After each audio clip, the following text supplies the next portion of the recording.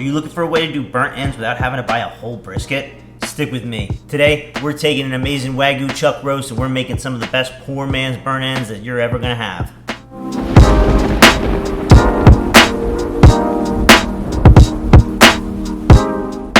What's up everybody, James with JB Sous Vide, and I'm so glad to have you back for this week's video. When you think about burnt ends, you think about brisket. But sometimes you don't want to drop that 14 or 15 pound money for a brisket just to make burnt ends out of it. Well, a much more manageable cut to work with is a chuck roast. Chuck roast is such a great and versatile cut. Leave a comment down below what your favorite thing to do with a chuck roast is. And for this, while they're never going to truly get to the flavorfulness of a brisket point, we're going to get pretty dang close. So let's go.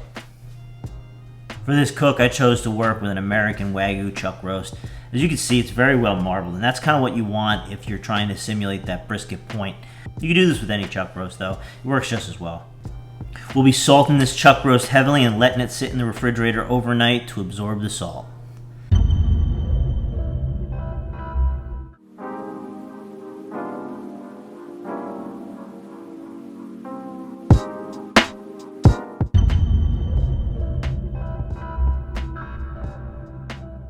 Alright y'all, what a bath break. Let's talk strategy here.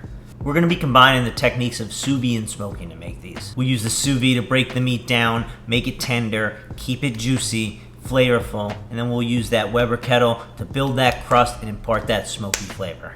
Alright, this chuck roast is almost done with the bath. Let's get her out, rubbed up, and onto that Weber kettle. We've brought the internal temperature down with an ice bath. Let's go ahead and put the rub on her. I'm going to use 50/50 Meat Church Holy Gospel. Some coarse black pepper. On to the smoking. We'll be using the Weber kettle, some briquettes, some hickory chunks, and the slow and sear accessory. We're going to try and keep the temperature around 225 here and get as much time as we can.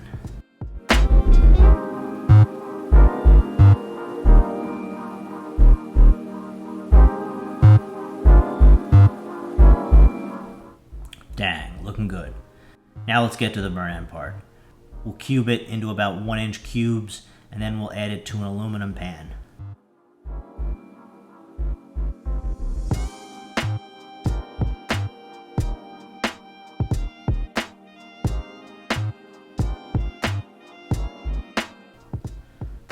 We're going to top those little cubes with some brown sugar, drizzle on some barbecue sauce, toss it till it's evenly coated.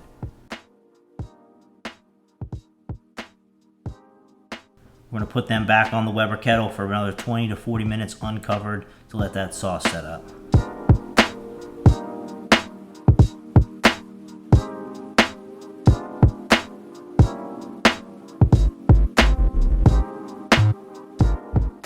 Alright y'all, let's see how we did. Not gonna lie, I've been kind of picking the last 10 minutes or so. You can't help it. First off, look at that bark. That's pretty good.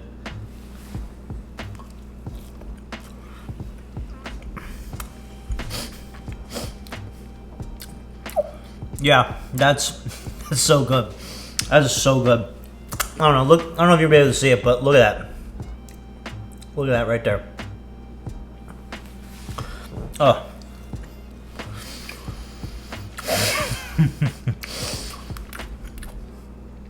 Starting with that Wagyu chuck roast really had such a great intramuscular marbling that it turned out almost like a brisket point.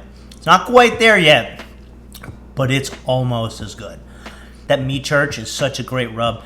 Adding that black pepper, that just made it so much better. It's juicy.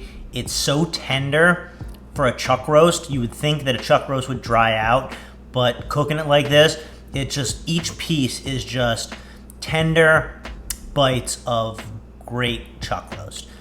Alright y'all, thank you for watching. If you enjoyed this video, please go down and give it a like, hit that subscribe button, and I'll see you on the next one.